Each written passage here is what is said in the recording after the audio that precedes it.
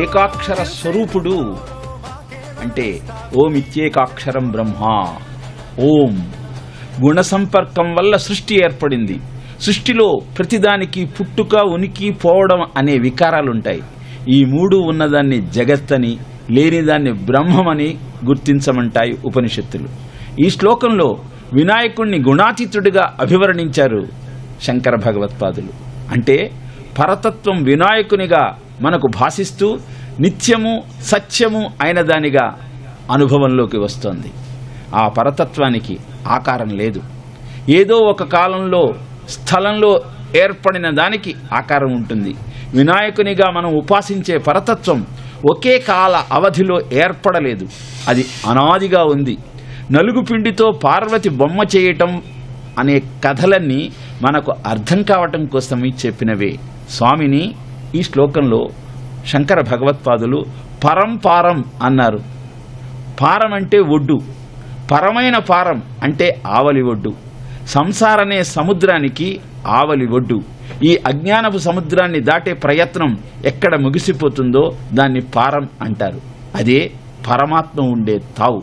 అదే పెంజీకటి కవ్వలవై వెలుంగు ఏకాకృతి అని గజేంద్రుడు కీర్తించినటువంటి లోకంబులు లోకేశులు లోకస్తులు తెగిన తుదిన అలోకంబగు పెంజీకటి కవ్వల ఎవ్వడు ఏకాకృతి వెలుంగు అంటూ ఆ పరంజ్యోతిని గజేంద్రుడు ఆహ్వానించాడు. అదే విషయాన్ని ఇక్కడ పరంపారమోంకారం ఆమ్నాయ గర్భం అన్నారు ఆదిశంకర్లు. పరమాత్మ గర్భంలో వేదాలున్నాయి. వేదాలు అంటే జ్ఞానవాహికలు. ఇవి బ్రహ్మంలాగానే శాశ్వతాలు, నిత్యాలు. పరమాత్ముడు వాటిని సాధనాలుగా మానవులకు అందించాడు. స్వామి ఒక ప్రగల్భుడు. ప్రగల్భుడంటే నిత్య నిర్నిద్రమైన జ్ఞానం కలవాడని అర్థం. పురాణుడు, సనాతనుడు. ఇలా గణేశ తత్వాన్ని పరబ్రహ్మ తత్వంగా ఆవిష్కరించారు. పరమేశ్వరుని మదిలో ఒకసారి ఒక ఆలోచన వచ్చింది. పంచభూతాలలో వాయువుకు స్పర్శ రూపమైనటువంటి ఉనికి ఉంది. అగ్ని స్పష్టంగా కళ్ళకు కనపడుతుంది. నీటికి నేలకు స్వరూపం ఉంది. కానీ ఆకాశానికి స్వరూపమేది అని భావించగానే ఒక అద్భుతమైన తేజోమూర్తి అక్కడ అవతరించాడు. ఆ మూర్తికి లంబోదరాన్ని, వక్రతుండాన్ని అమర్చాడు. ఆ స్వామియే వినాయకుడు, విఘ్నాలకు అధిపతి. ఏ శుభ కార్యక్రమాన్ని ప్రారంభించినా అగ్రపూజను అందుకునే మహాదేవుడు. ఆకాశం మూర్తి పొందగా ఏర్పడిన దేవర వినాయకుడని వరాహపురాణం చెబుతోంది.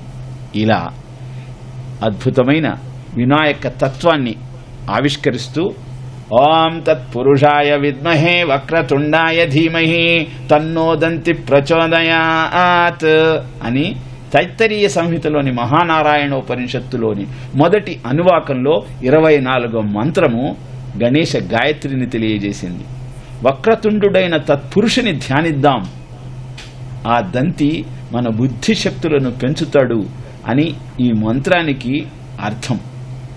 దేహాలన్నింటిలో నిద్రాణంగా ఉంటూనే వాటికి ఇంకా మూడింతలు పైన ఉండే విరాట్ తత్వము, దానికంటే అతీతమై ఏ కొలతకు అందని పరమాత్మ తత్వమే తత్పురుషుడు.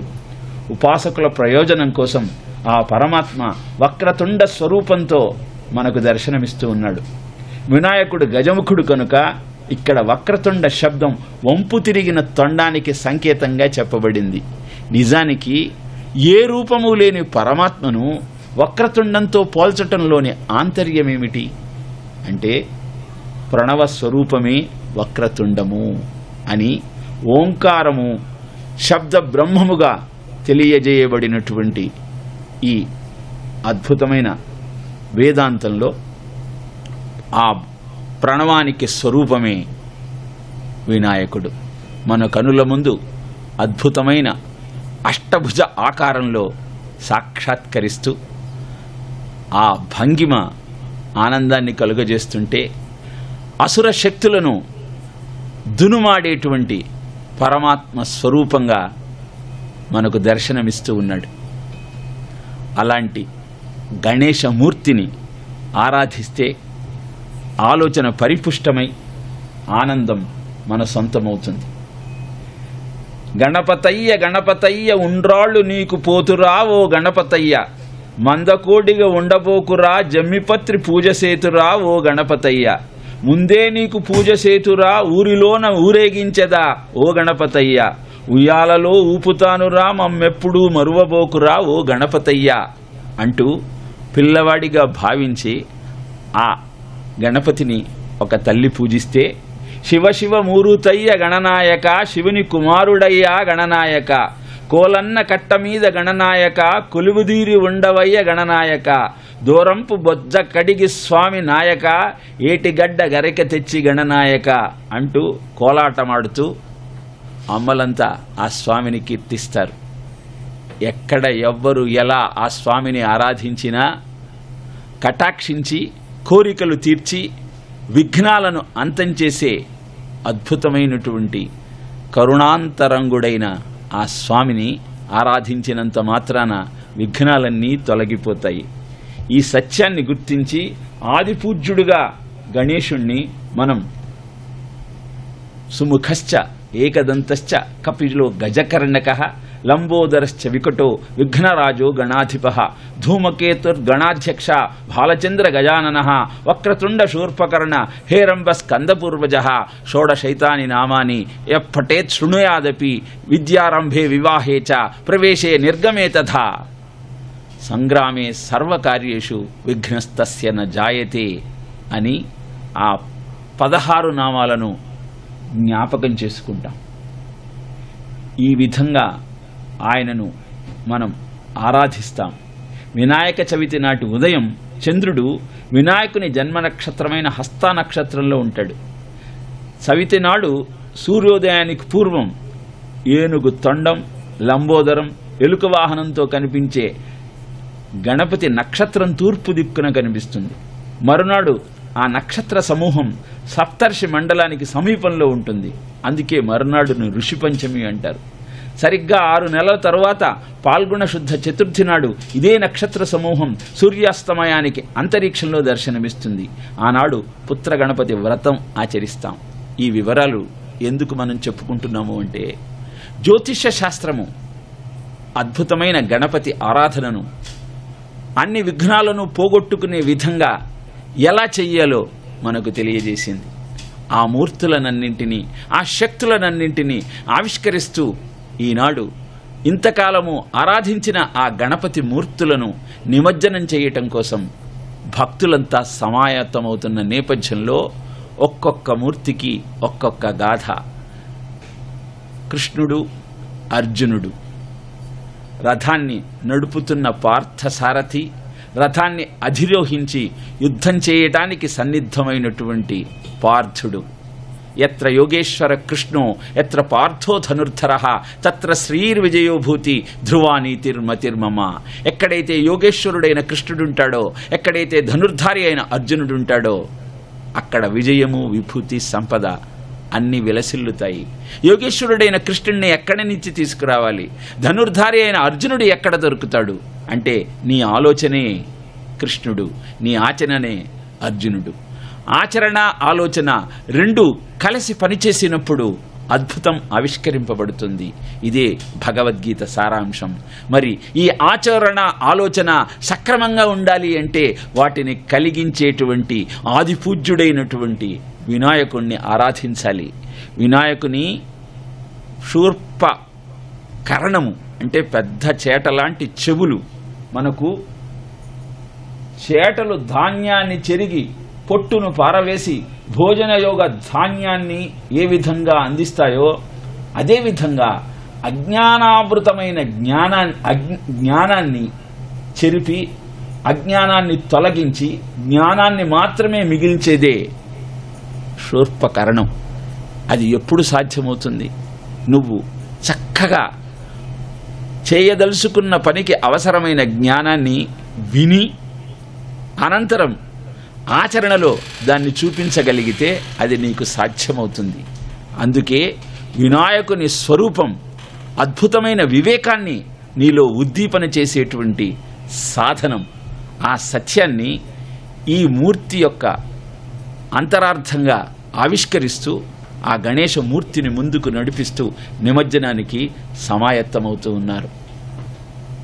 భగవద్గీత సారాంశానికి నిలువెత్తు నిదర్శనమే గణపతి తత్వం.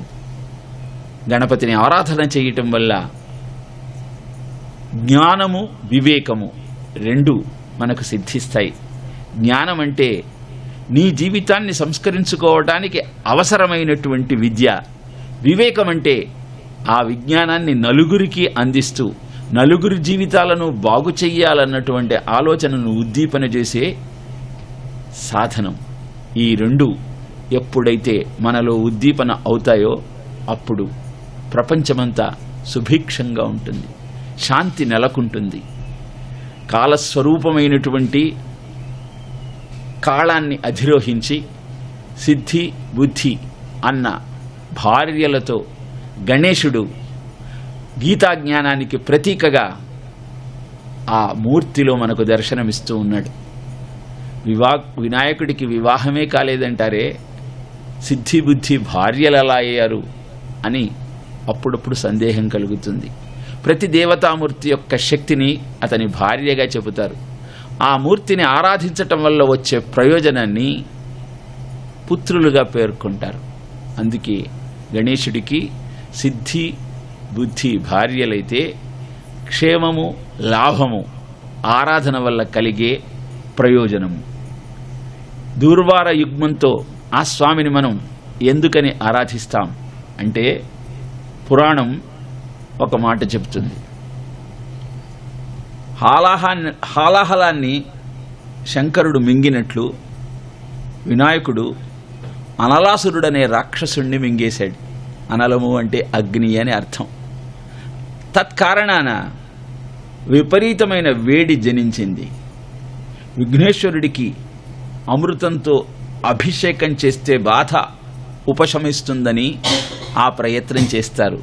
అప్పటికీ బాధ తక్కువ కాకపోవటంతో గరికతో పూజించమని శివుడు చెబుతాడు. అలా దూర్వార యజ్ఞంతో ఆ స్వామిని పూజించిన తరువాత వేడి చల్లారి శాంతి చిక్కింది. దుర్వార యుగ్మము అద్భుతమైనటువంటి ఔషధం. దానితో గణేశుణ్ణి పూజించటము అంటే మట్టితో చేసినటువంటి ఆ వినాయక మూర్తికి మంత్రంతో ప్రాణప్రతిష్ఠ చేసి అనంతరం 21 పత్రాన్ని పూజయామి అంటూ 21 పత్రులతో ఆరాధన చేసి ఆయనకు ఇష్టమైన గరికను సమర్పిస్తే ప్రసన్నుడై నీలాపనిందల నుంచి నిన్ను కాపాడటమే కాకుండా నీకు అవసరమైన కోరికలన్నింటినీ అభిష్టాలన్నింటినీ తీర్చే దేవతామూర్తిగా అవతరిస్తాడు. మనం విజ్ఞానాన్ని గ్రంథస్థం చేసి మనకు అందించాడు. అంతేకాకుండా నిత్య జీవితంలో మనం ఎలాంటి జీవనాన్ని మన సొంతం చేసుకుంటే చేయదలుచుకున్న కార్యక్రమాలన్నీ సక్రమంగా నెరవేరుతాయో గణేశ రూపం ద్వారా మనం తెలుసుకోవచ్చు. వినాయకుడి శరీర పరిమాణాన్ని గమనిస్తే తల పెద్దదిగా ఉంటుంది, పాదాలు చిన్నవిగా ఉంటాయి. అంటే అర్థమేమిటి? పెద్దగా ఆలోచించు, చిన్నగా ప్రారంభించు. ఆలోచన ఉన్నతంగా ఉండాలి, ఉత్తమంగా ఉండాలి. ఆచరణ తదనుగుణంగా నెమ్మదిగా ప్రారంభమయ్యి ముందుకు సాగాలి. చిన్న కళ్ళు సూక్ష్మ పరిశీలనకు చిహ్నం. పెద్ద చెవులు శ్రద్ధగా వినటానికి, పొడవైన తొండం దానికి అమరి ఉన్న నాసిక ద్వారా మంచి చెడులను, ప్రమాదాలను, అవకాశాలను పసిగట్టే నేర్పుకు సంకేతం.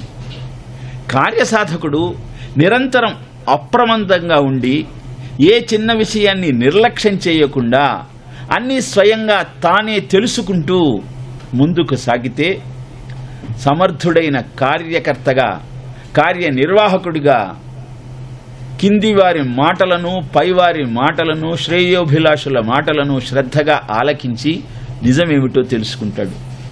వాటిని తన అనుభవంతో కలగలిపి భవిష్యత్తులో జరగబోయే పరిణామాలను అంచనా వేస్తాడు. అవసరమైన పనిని ప్రారంభిస్తాడు. దీనికంతటికీ కావలసింది నిరంతర అప్రమత్తతే. శత్రువైన సింహాన్ని స్వప్నంలో కూడా చూడకుండా నిద్రపోవాలన్న ఉద్దేశంతో ఒక కంటితో నిద్రపోతుందిటే ఏనుగు. అలా రాబోయే ప్రమాదాన్ని కనిపెట్టడం కోసం అప్రమత్తతతో నువ్వు వ్యవహరించినప్పుడు కార్యసాధన సులభమవుతుంది. అంతేకాకుండా ఏనుగుకు ఎలుక కూడా తనలాగా ఏనుగులాగా కనపడుతుందిట. అంటే అర్థము, ప్రతివాడిలో ఉన్నది ఒకే చైతన్యం. నేను గొప్ప, వాడు తక్కువ అన్న అహంకారం అథపాతాళానికి చేరుస్తుంది. అహం నిజం పరోవేత్తి గణనా లఘుచేతసాం ఉదార చరితానంతు వసుధైక కుటుంబకం అని చెబుతుంది ఉపనిషత్తు. వీడు నావాడు, వీడు పరాయివాడు, వీడు ఎక్కువ, వీడు తక్కువ అన్న ఆలోచన సరి అయినది కాదు, ఉన్నతమైనది కాదు. వినాయకుని స్వరూపం ద్వారా అద్భుతమైన ఈ సత్యం మనకు తెలుస్తూ ఉంది. వినాయకుని నోరు పెద్ద శబ్దం చేయగలిగిన శక్తి కలిగి ఉన్నప్పటికీ తొండం వెనక దాగి ఉంటుంది. కార్యసాధకుని అభిప్రాయాలు మాటల ద్వారా తక్కువగా, చేతల ద్వారా ఎక్కువగా వ్యక్తమైనప్పుడే అనుకున్న కార్యక్రమాన్ని సాధించగలుగుతాం. కార్యరంగంలో నిర్వాహకునిగా అయినా, ఉద్యోగిగా అయినా మాటల స్థానం చేతల తర్వాతే అని గుర్తించాలి. మనం చెప్పేది వినటం కంటే మనం చేసేదే ఇతరులు గమనిస్తారన్న ఆలోచన మనకు స్ఫూర్తిని ఇవ్వాలి. పెద్ద పొట్ట, 4 చేతులతో కూడిన భారీ ఆకారం పని సామర్థ్యానికి గుర్తు. కార్యసాధకులు రెట్టింపు పని చేసేందుకు సిద్ధపడినప్పుడే వారు అనుకున్న లక్ష్యాన్ని సాధించగలుగుతారు. పెద్ద దొంగనైనా చిన్న సూదినైనా సులభంగా పట్టుకొని పైకెత్తగలదు ఏనుగు తొండం. అలానే చిన్న పన పెద్ద పన అని కాకుండా చేసే పని మీద దృష్టి పెట్టి చెయ్యాలి. ఈ సత్యాన్ని తెలుసుకోవటం కోసమే వినాయకుని ఆరాధన చేస్తూ ఉంటాం.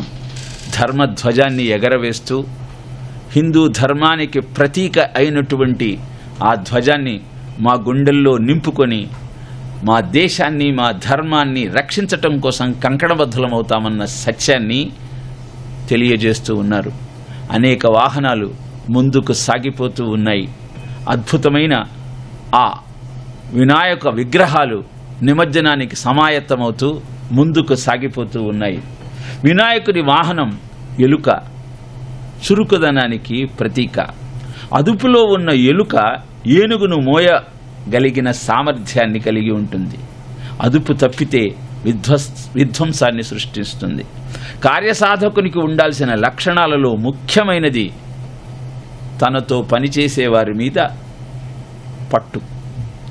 తక్కువ సామర్థ్యం కలవారిని కూడా ప్రోత్సహించి పనిచేసుకోగలిగినప్పుడే అద్భుతమైనటువంటి సామర్థ్యం ఆవిష్కరింపబడుతుంది. అదే సమయంలో వారిని అదుపాజ్ఞలలో ఉంచగలిగినప్పుడే అనుకున్న కార్యక్రమం సక్రమంగా నెరవేరుతుంది. నూకలతో చేసిన ఉండ్రాళ్లకు, ప్రకృతిలో ఉచితంగా లభించే ఆకుల పూజకు తృప్తి చెందటం వినాయకుడి లక్షణం. కార్యసాధకుడైన నాయకుడు అందరికీ అందుబాటులో ఉండాలి. విఘ్నాధిపత్యం కోసం తనకంటే శక్తివంతుడైనటువంటి కుమారస్వామితో తలపడాల్సి వచ్చినా సందేహించలేదు వినాయకుడు.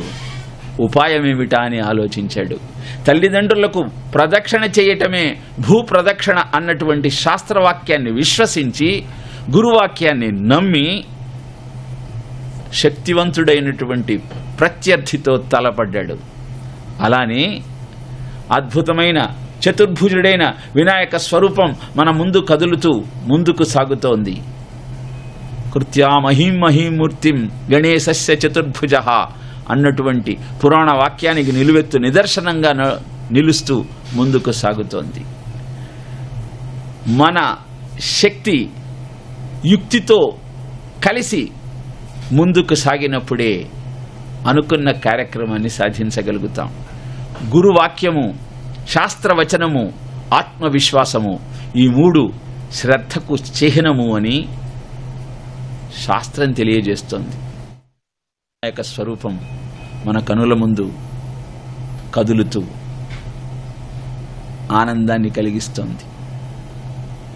భారతదేశ ఔన్నత్యానికి గర్వకారణమైన బ్రహ్మో ఆకాష్ మిసైల్స్ని అక్కడ ఉంచి వినాయక ఆరాధనతోనే ఇంత విశిష్టమైన విజ్ఞానాన్ని మనం సంపాదించుకోగలిగామన్న సత్యాన్ని సాటి చెప్పే ప్రయత్నం చేస్తున్నారు ఆ వినాయక భక్తులు. విరాట్ రూపంతో, ఎర్రటి వస్త్రంతో భక్తులనందరినీ కటాక్షించేటువంటి ఆ వినాయక స్వరూపం మన కనుల విందు చేస్తూ ఉంటే, జాతీయ పతాకాన్ని ఎగురవేస్తూ జెండా ఉంచా రహే హమారా అంటూ దేశభక్తిని ప్రకటిస్తున్నారు ఆ గణేశ భక్తులు. దైవభక్తి, దేశభక్తి 2 ఉన్నప్పుడే మన జీవితం సార్థకమవుతుంది.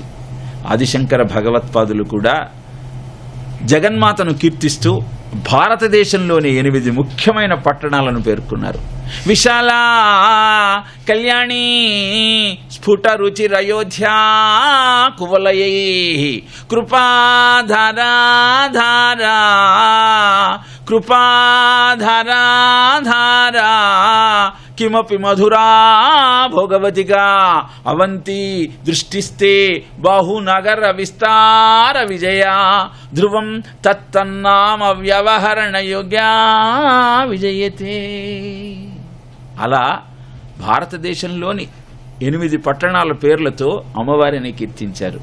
అంటే దేశభక్తి, దైవభక్తి 2 ఉన్నప్పుడే నీ జీవితం ధన్యమవుతుంది.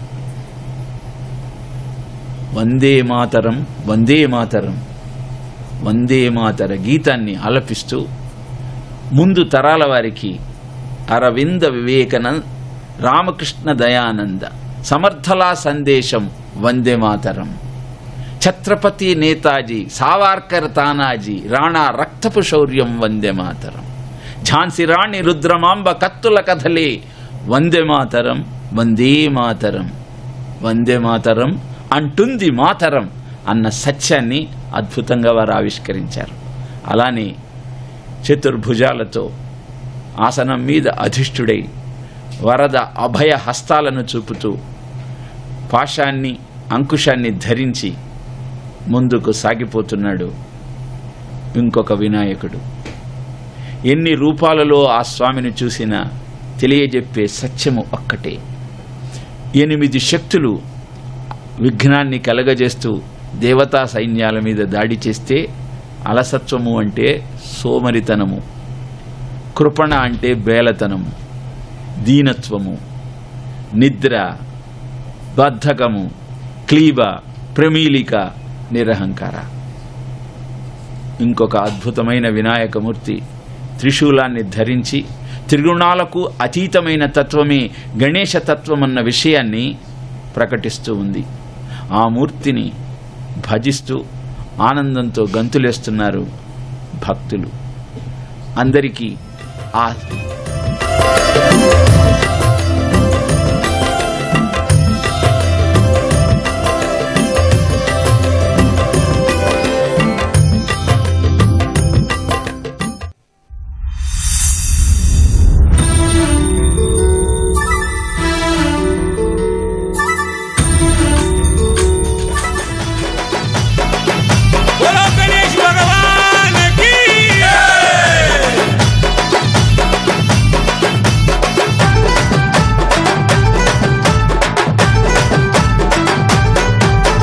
బస్తే బస్తేలో మెరుస్తున్నాయి, రస్తాలన్నీ వెలుగుతున్నాయి.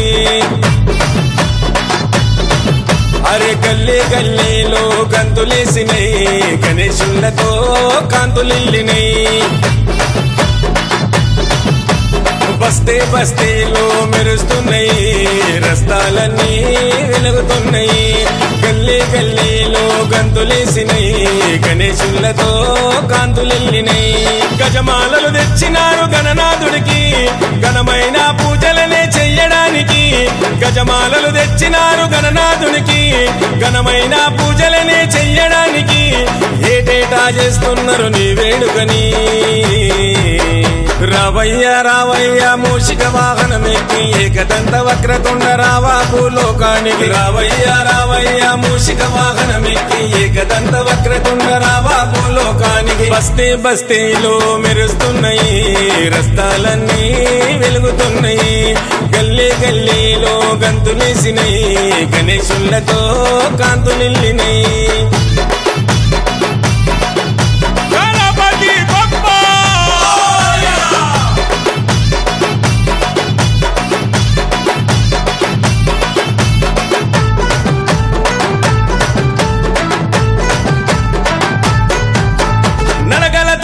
నీకు మండపాన్ని కట్టినవు రంగు బట్టలన్నీ చుట్టి హరివిల్లు చేసినవు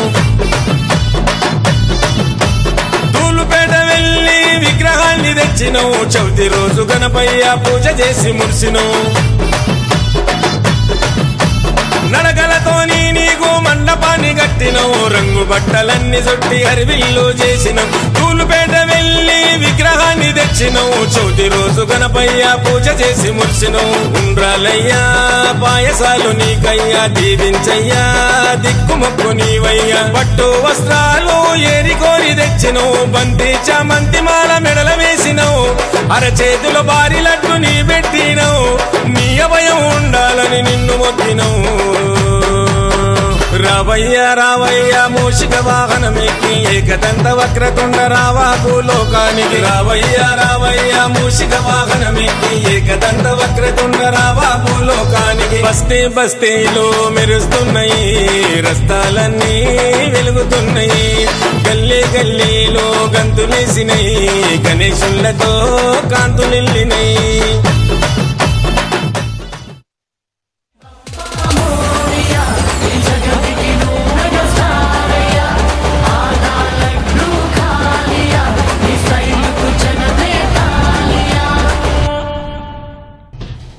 ఆ స్వామి ఆమోదం ప్రమోదం వృద్ధి సిద్ధి పుష్టి తుష్టి కాంతి సుముఖ దుర్ముఖ అనేటువంటి శక్తులు కలిగిన యంత్రాన్ని ప్రయోగిస్తే విశుక్రుడు ప్రయోగించిన జయ విఘ్న శిల తుత్తినీయులు అయి దేవతా సైన్యాలకు విజయం దక్కింది.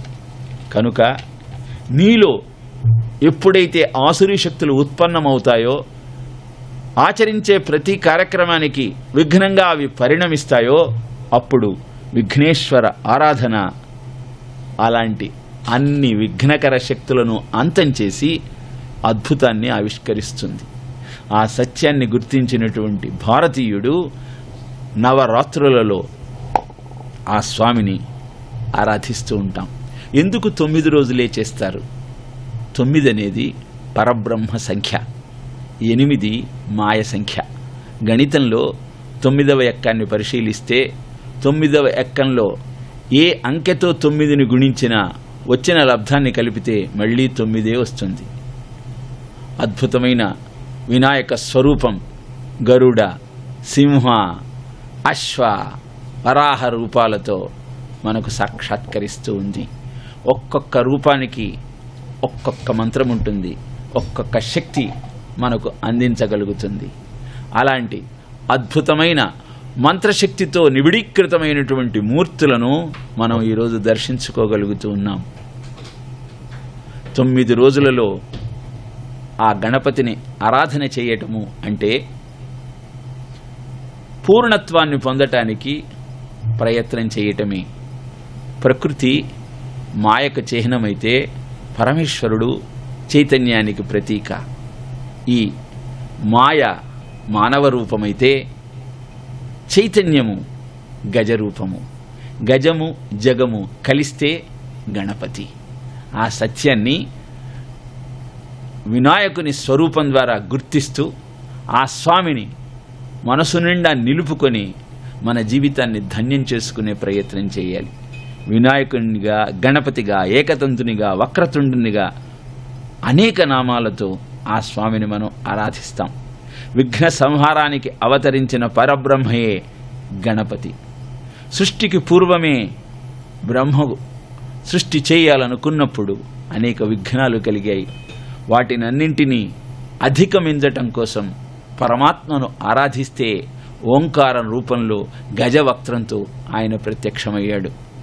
అద్భుతమైన గణపతి అమ్మవారిని సేవిస్తున్న మూర్తి మన కనుల ముందు కనపడుతూ ఉంది. కొణత్కాంచీదామా కరికలభకుంభస్తననత పరిక్షీణామఝే పరిణత శరశ్చంద్రవదన ధనుర్బాణాం పాశం శృణిమపి దధావా కరతలైః పురస్తాం దాస్తాం నః పురమధితురాహో పురుషిక. తల్లి మాటలు శ్రద్ధగా వింటున్న ఆ గణేశ స్వరూపం తల్లి నిన్ను కరుణించే కనపడే దేవత కనుక ఆమె మాటలు విన్నప్పుడే నీకు ఉన్నతి సిద్ధిస్తుందన్న సత్యాన్ని తెలియజేస్తూ ఉన్నాడు. అలాగే ఇంకొక వినాయక స్వరూపం త్రిశూలాన్ని ధరించి చతుర్భుజాలతో మనకు ప్రత్యక్షమవుతూ ఉన్నది. ఆ విరాట్ వినాయక స్వరూపం మన జీవితాన్ని సంస్కరించుకోవటం కోసం మనం ఆచరించాల్సిన విధి విధానాలను తెలియజేసే స్వరూపంగా మనకు కనబడుతూ ఉన్నది. అనంతరం నృత్యం చేస్తున్నటువంటి వినాయకుడు శివునిగా మనకు దర్శనమిస్తున్నాడు. గణేభ్యో గణపతిభ్యశ్చవో నమః వ్రాతేభ్యో వ్రాతపతిభ్యశ్చవో నమః అని నమ్మకంలో ఏ గణపతినైతే మనం ఆరాధించామో ఆ గణపతి స్వరూపమే ఇప్పుడు మన కనుల ముందు కనపడుతోంది. నృత్యం చేస్తున్నటువంటి ఆ గణపతి తన పాదాలతో ఆసురీ శక్తులనన్నింటినీ అంతం చేయడానికి సమాయత్తమవుతూ ఉన్నటువంటి రూపంగా మనం అర్థం చేసుకోగలిగినప్పుడు మనలో ఉన్న ఆసురీ శక్తులను అంతం చేయగలిగిన అద్భుతమైన దైవమే ఆ గణపతి అన్న సత్యం మనకు బోధపడుతుంది. భక్తులంతా సమయంతో నిమిత్తం లేకుండా ఆ స్వామిని ఆరాధించి ఆయనను నిమజ్జనం చేస్తూ మన జీవితాన్ని ధన్యం చేసుకోవాలన్న ఆలోచనతో అక్కడ సమావేశమై ఆ గణపతిని స్తుతిస్తూ ముందుకు కొనసాగుతూ ఉన్నారు నిమజ్జనం కోసం. వేల వినాయకులు, లక్ష భక్తులు, లక్షల భక్తులు లక్ష్యంతో జీవిత సార్థక్యం కోసం చేస్తున్నటువంటి అద్భుతమైన ఉత్సవమే, పడే తాపత్రయమే ఈ గణేశ నిమజ్జన మహోత్సవం. ఎప్పుడైతే సక్రమంగా క్రమశిక్షణతో ఈ ఉత్సవాన్ని మనం జరుపుకోగలుగుతామో అది భిన్నత్వంలో ఏకత్వమన్న భారతీయ విశిష్టతకు తార్కాణంగా నిలుస్తుంది. ఎంతోమంది ముందుకు కొనసాగుతూ అందరూ నిమజ్జనం చెయ్యాలన్న సంకల్పంతోనే ఉన్నారన్న సత్యాన్ని గుర్తిస్తూ ఒకరికి ఒకరు సహకరిస్తూ అద్భుతమైన నిమజ్జన కార్యక్రమాన్ని దిగ్విజయంగా ముగించాలన్న ఆలోచనతో ముందుకు కొనసాగుతూ ఉన్నారు. అనేక రకాలైన వినాయకులను చూస్తూ మన జీవితానికి అవసరమైన విజ్ఞానాన్ని ఆ మూర్తుల ద్వారా అందుకునే ప్రయత్నం చెయ్యాలి. ఎప్పుడైతే బ్రహ్మదేవుడు సృష్టి రచన కోసం ఆ పరమాత్మను ప్రార్థించాడో ఆ స్వామి ప్రత్యక్షమై వక్రతుండంతో, శూర్పకర్ణంతో, కోటి సూర్యుల తేజస్సుతో అతనికి మార్గదర్శకం చేశాడు. వక్రతుండ మహాకాయ కోటి సూర్య సమప్రభ నిర్విఘ్నం కురుమే దేవ సర్వకార్యేషు సర్వదా అంటూ బ్రహ్మదేవుడు ప్రార్థించి ఆ మాఘ బహుళ సవితి సంకటహర చతుర్థిగా ప్రసిద్ధికెక్కింది. ముందుకు నడుస్తున్న ఒక్కొక్క విగ్రహము ఒక్కొక్క సత్యాన్ని మనకు తెలియజేస్తూ ఉంది. దేవతా స్వరూపాలలో ఉన్నటువంటి ఆంతర్యం, ఒక్కొక్క మంత్రము ఒక్కొక్క దేవతా స్వరూపంగా అవతరించినటువంటి వైనం భారతీయ విజ్ఞానం యొక్క విశిష్టతను మనకు తెలియజేస్తుంది. దైవాధీనం జగత్సర్వం మంత్రాధీనంతు దేవతాః తద్మంత్రం బ్రాహ్మణాధీనం. సకల చరాచర సృష్టి దేవతల యొక్క కృపతో నడుస్తూ ఉంటే ఆ దేవతలు మంత్రాలకు పట్టుబడుతున్నారు. ఆ మంత్రము బ్రాహ్మణుని ద్వారా ప్రపంచానికి తెలుస్తోంది. బ్రాహ్మణుడు అంటే కేవలము సంధ్యావందనం చేస్తూ దేవతార్చన చేసేవాడని కాదు అర్థం. సకల జనుల శ్రేయస్సు కోరేవాడే నిజమైన బ్రాహ్మణుడు. అలా జయత్వదభ్ర విభ్రమద్భ్రమద్భుజంగమశ్వసత్ వినిర్గమత్ క్రమస్ఫురత్ కరాళ ఫాల హవ్యవాట్ ధిమి ధిమి ధిమి ధ్వనిన్ మృదంగ తుంగ మంగళ ధ్వని క్రమ ప్రవర్తిత ప్రచండ తాండవ శివ. శివతాండవం చేస్తున్న గణేశుని స్వరూపాన్ని కనుల పండువగా చూడగలిగితే ఇక్కడ ఇంకొక వినాయకుడు తన విరాట్ స్వరూపాన్ని ప్రకటిస్తూ కాళీయమర్దనుడు చేసిన కృష్ణుని అవతారంలో మనకు సాక్షాత్కరిస్తూ ఉన్నాడు. బ్రహ్మ వైవర్తన పురాణంలో కృష్ణుడు శివుడు ఇద్దరు ఆ గణపతి రూపాలే అని చెప్పుకున్నాం. దానికి నిలువెత్తు నిదర్శనంగా ఈ మూర్తులు మనకు దర్శనమిస్తూ ఉన్నాయి. చతుర్భుజాలలో ఒకటి అభయహస్తము, ఒకటి త్రిశూలాన్ని ధరించినటువంటి రూపము. త్రిశూలము నీలోని త్రిగుణాలకు సంకేతమైతే అభయహస్తము నన్ను తలుచుకుంటే, నా తత్వాన్ని అర్థం చేసుకుంటే ఏ కార్యక్రమాన్నైనా నిర్విఘ్నంగా నెరవేర్చగలవు అని తెలియజేసేటువంటి స్వరూపము. ఇక ఆ సర్పము యొక్క తోకను చేతిలో పట్టుకొని కాలమే కాళము, కాళము అంటే పాము, ఆ కాలమనే పామును నా స్వాధీనంలో ఉంచుకున్నాను, వచ్చే విఘ్నాలన్నింటినీ తొలగిస్తూ నీ జీవితాన్ని సస్యశ్యామలంగా మారుస్తాను అన్న విషయాన్ని అద్భుతమైన తన రూపంతో ప్రకటిస్తున్నాడు ఆ వినాయకుడు. ఆ స్వామిని కనులారా వీక్షిస్తూ జీవితాన్ని ధన్యం చేసుకునే ప్రయత్నం చేద్దాం.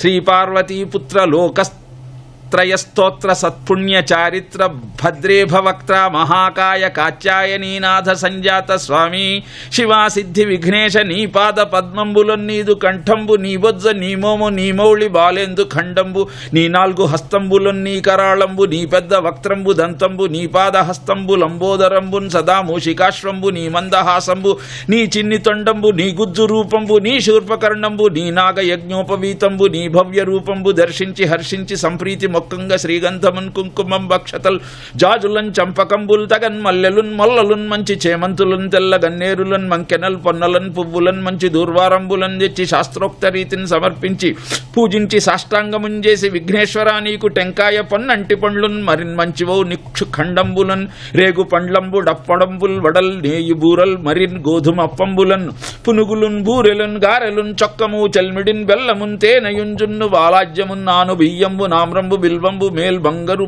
పళ్ళెమందుంచి నైవేద్యమున్ వంచ నీరాజనంబున్ నమస్కారముల్ చేసి విఘ్నేశ్వర నిన్ను పూజింపికే అన్య దైవంబులన్ ప్రార్థనల్ చేయుటల్ కాంచనం వల్లకే ఇన్ముదా గోరు చందంబుగాది మహాదేవ యో భక్త మందార యో సుందరాకార యో భాగ్య గంభీర యో దేవ చూడామణి లోక రక్షామణి బంధు చింతామణి స్వామి నిన్నెంత నేనెంత నీ దాసుండ నీదొంత రాజన్వయుండ నన్నిప్పుడు చేపట్టి సుశ్రేయుని చేసి శ్రీమంతుగా చూసి హృత్పద్మ సింహాసనారూఢ తన్నిల్పి కాపాడుటేగాదు నిన్గొల్చి ప్రార్థించు భక్తాళికిన్ కొంగు బంగారమై కంటికిన్ రెప్పవై బుద్ధియున్ విద్యయున్ పాడియున్ పుత్ర పౌత్రాభివృద్ధిని దగన్ గల్గగా చేసి పోషించుమంటిన్ కృపన్ గావుమంటిన్ మహాత్మా ఇవే వందనంబుల్ గణేశ నమస్తే నమస్తే నమస్తే నమః. అద్భుతమైన ఆ పంచముఖ వినాయకుణ్ణి స్తోత్రంతో ప్రసన్నం చేసుకోగలిగితే ఆ పంచముఖాలలో ఉన్నటువంటి తత్వము మనకు మార్గదర్శకమవుతుంది.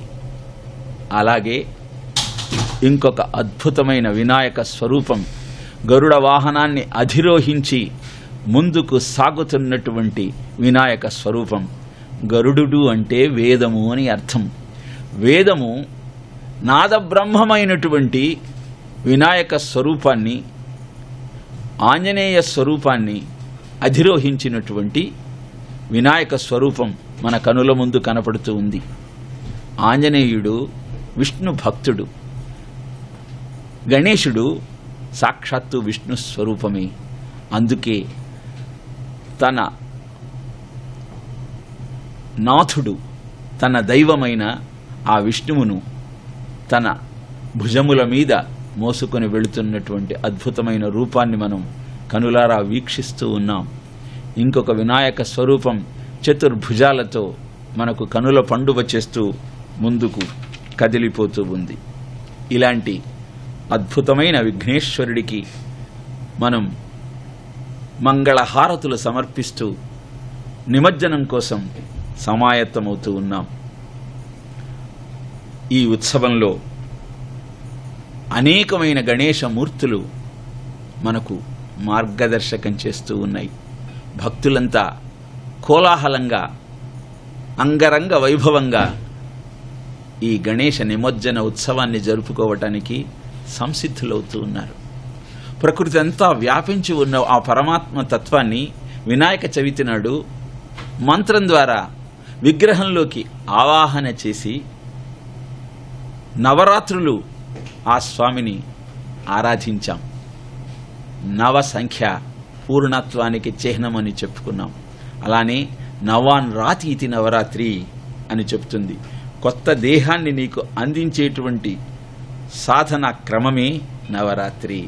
రాతి సుఖమితి రాత్రి, సుఖాన్ని అందించే ముహూర్తమే రాత్రి. ఇలా ఈ నవరాత్రుల ఉత్సవాలలో అద్భుతమైన ఆ గణేశుని ఆరాధిస్తూ పూర్ణ జ్ఞానంతో పరిపూర్ణత్వాన్ని పొంది జీవితాన్ని ధన్యం చేసుకునే ప్రయత్నమే నవరాత్రి గణేశ ఆరాధన. అమ్మలంతా గణేశుణ్ణి కీర్తిస్తూ ముందుకు సాగిపోతూ ఉంటే భక్తులంతా వారిని అభినందిస్తూ మళ్ళీ వచ్చే సంవత్సరం మిమ్మల్ని చూసే భాగ్యం దొరుకుతుంది అని వారి యొక్క విన్యాసాల ద్వారా ప్రకటిస్తూ ఉన్నారు. 1, 2 అంటూ అంకెలు లెక్కెడితే 9 గుమ్మం దాటవు ఎప్పుడు సంఖ్యలు ఎన్నంటే, పక్కన నిలబెడుతూ కలుపుకుపోతుంటే సంఖ్యలకైనా అందవు మొత్తము అంకెలు ఎన్నంటే, నిన్ను నిన్నుగా నన్ను నన్నుగా అనుకున్నావంటే కోట్ల ఒకట్ల ఒంటరితనాన పని ఉండాలి అంతే. నువ్వు నేను కలిపి మనం అని అనుకున్నామంటే ప్రపంచమంతా కలిపి మొత్తము మనిషితనం ఒకటే.